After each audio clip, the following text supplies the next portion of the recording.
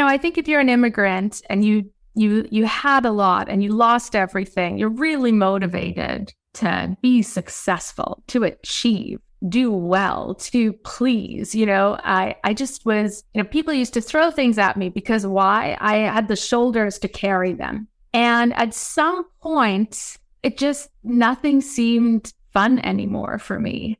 And I was really emotionally triggered. Like, it's very easy for me to tell your audience, oh, just take space and, don't, be a victim. But I was feeling the weight of the world. In many ways, I actually think I was burnt out. Like, it was, if I really look back on that period, I had two very young kids. I was scaling a venture-backed global platform on a plane all the time. I hadn't stopped. I, was responsible for a lot of people. I thought I had done all the things that I was meant to do to be happy.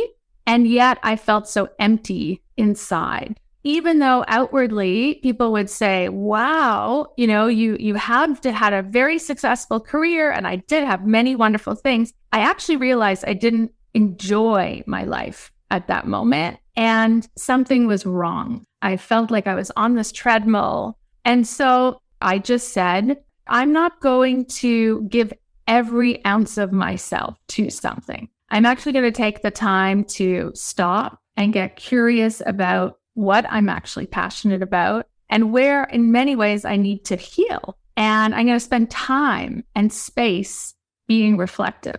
What was hard about that was I felt very naked. I'd run around the world with all these big fancy titles and always having something to show for, like a brand name, right? Of the startup I was running or the media company I had helped create. And all of a sudden it was just little me, and the best way to describe it is I felt completely naked and in some ways embarrassed. Like if somebody asked me, what do you do? It was the first time in my whole life I didn't have an answer.